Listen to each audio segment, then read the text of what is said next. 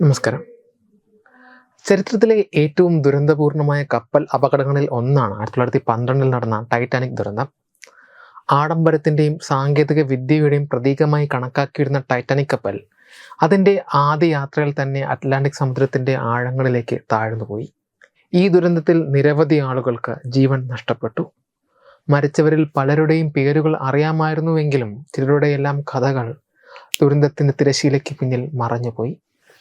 അങ്ങനെ മറഞ്ഞുപോയ ഒരു നിസ്സഹായ ജീവനാണ് അജ്ഞാതനായ കുഞ്ഞ് എന്നറിയപ്പെടുന്ന ടൈറ്റാനിക്കിലെ ആ പിഞ്ചു കുഞ്ഞ്.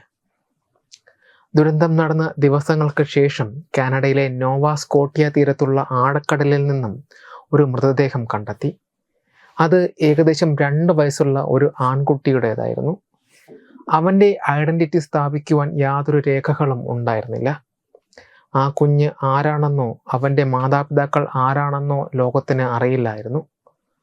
അതുകൊണ്ട് തന്നെ ആ കുഞ്ഞിനെ അജ്ഞാതനായ കുഞ്ഞ് അഥവാ ദ അൺനോൺ ചൈൽഡ് എന്ന് വിളിച്ചു. ടൈറ്റാനിക്കിൽ യാത്ര ചെയ്ത മറ്റ് ആളുകളെപ്പോലെ തന്നെ അവനും ഒരു പേരും മുഖവും ഉണ്ടായിരിക്കണം. പക്ഷേ ആ ദുരന്തം ആ കഥകളെല്ലാം മായ്ച്ചു കളഞ്ഞു. ആ ആൺകുട്ടിയുടെ നിഷ്കളങ്കതയിൽ നാവികർ വളരെയധികം വികാരഭരിതരായി. അവനെ സാധാരണക്കാരെ പോലെ അടക്കം ചെയ്യുവാൻ അവർ വിസമ്മതിച്ചു. പകരം ഒരു പ്രത്യേക ഗ്രാനൈറ്റ് ശവകുടീരം കൊത്തുവയ്ക്കുവാൻ അവർ സ്വന്തം പണം സ്വരൂപിച്ചു. നോവ സ്കോട്ടിയയിലെ ഹാലിഫാക്സിലുള്ള ഫെയർവ്യൂ ലോൺ സെമിത്തേരിയിലേക്ക് അവൻ്റെ ചെറിയ വെളുത്ത ശവപ്പെട്ടി ക്രൂ തന്നെ കൊണ്ടുപോയി. അന്ത്യവിശ്രമം കൊള്ളിക്കുമ്പോൾ അവർക്ക് കരയാതിരിക്കുവാൻ കഴിഞ്ഞിരുന്നില്ല. പതിറ്റാണ്ടുകളായി അവൻ്റെ ശവകുടീരം ഒരു സ്മാരകമായും ദുരന്തത്തിൽ നഷ്ടപ്പെട്ട എല്ലാ യുവജീവിതങ്ങളുടെയും പ്രതീകമായും നിലനിന്നു. സന്ദർശകർ പലപ്പോഴും ആ ശവകുടീരത്തിൽ കളിപ്പാട്ടങ്ങളും പൂക്കളും ഉപേക്ഷിച്ചു. പേരില്ലാത്ത ആ കുഞ്ഞിൻ്റെ ഓർമ്മ നിലനിർത്തി. ഈ കല്ലറ പിന്നീട് ടൈറ്റാനിക്കിൻ്റെ ഏറ്റവും ഹൃദയസ്പർശിയായ സ്മാരകങ്ങളിൽ ഒന്നായി മാറി. കുഞ്ഞിൻ്റെ ചെറുചെരുപ്പ് ഇന്നും ടൈറ്റാനിക് മ്യൂസിയത്തിൽ സംരക്ഷിച്ചിരിക്കുന്നു. കാണുന്നവരിൽ പലർക്കും കണ്ണു നിറയും. ദശാബ്ദങ്ങളോളം ആളുകൾ ഈ കുഞ്ഞ് ആരായിരുന്നു എന്ന ചോദ്യം ചോദിച്ചു. വർഷങ്ങൾക്കിപ്പുറം ആധുനിക സാങ്കേതിക വിദ്യയുടെ സഹായത്തോടെ ഈ അജ്ഞാത കുഞ്ഞിനെ തിരിച്ചറിയുവാനുള്ള ശ്രമങ്ങൾ നടന്നുകൊണ്ടേയിരുന്നു. ആദ്യം കുഞ്ഞ് ഫിൻലാൻഡിലെ ഈനോ പോള എന്ന 13 മാസം പ്രായമുള്ള കുട്ടിയാണെന്നാണ് കരുതിയിരുന്നത്. പിന്നീട് 2007 അഡ്വാൻസ്ഡ് DNA ടെസ്റ്റിൽ സത്യാവസ്ഥ പുറത്തു വന്നു.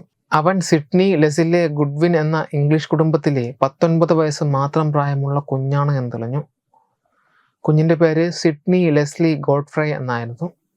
ടൈറ്റാനിക്കിൻ്റെ 3ാം ക്ലാസ് യാത്രക്കാരനായിരുന്ന ഇംഗ്ലണ്ടുകാരനായ സിഡ്നി ലെസ്ലിയുടെ മകനായിരുന്നു ഈ കുഞ്ഞ്. 19 മാസം മാത്രം പ്രായമുള്ള അവനും അവൻ്റെ കുടുംബവും കാനഡയിലേക്ക് കുടിയേറുവാൻ ശ്രമിക്കുകയായിരുന്നു. പക്ഷേ അവൻ്റെ ജീവിതം സമുദ്രത്തിൻ്റെ ആഴങ്ങളിൽ അവസാനിച്ചു. സിഡ്നി ലെസ്ലി ഗോഡ്ഫ്രൈയുടെ കഥ ആധുനിക ലോകത്തിന് ഒരു ഓർമ്മപ്പെടുത്തലാണ്. ടൈറ്റാനിക് ദുരന്തം വെറും ചരിത്രപരമായ ഒരു സംഭവമല്ല, മറിച്ച് മാനുഷിക ദുരന്തങ്ങളുടെ ആഴം എത്രത്തോളം ഉണ്ടെന്ന് നമ്മളെ ഓർമ്മിപ്പിക്കുന്ന ഒരു അടയാളം കൂടിയാണ്. സാങ്കേതിക വിദ്യ എത്ര വളർന്നാലും പ്രകൃതിയുടെ ശക്തിക്ക് മുന്നിൽ മനുഷ്യൻ എത്രത്തോളം നിസ്സാരക്കാരനാണ് എന്ന് ഈ ദുരന്തം നമ്മെ ഓർമ്മിപ്പിക്കുന്നു. ടൈറ്റാനിക്കിലെ അജ്ഞാതനായ കുഞ്ഞ് ജീവിതം തുടങ്ങും മുൻപേ അവസാനിച്ച ഒരുപാട് സ്വപ്നങ്ങളുടെ പ്രതിനിധിയാണ്. അവൻ്റെ കഥ ദുരന്തത്തിൽ ജീവൻ നഷ്ടപ്പെട്ട എല്ലാ നിരപരാധികളുടെയും സ്മാരകമായി നിലകൊള്ളുന്നു. വെബ് ഡെസ്ക് തത്വമൈ TV.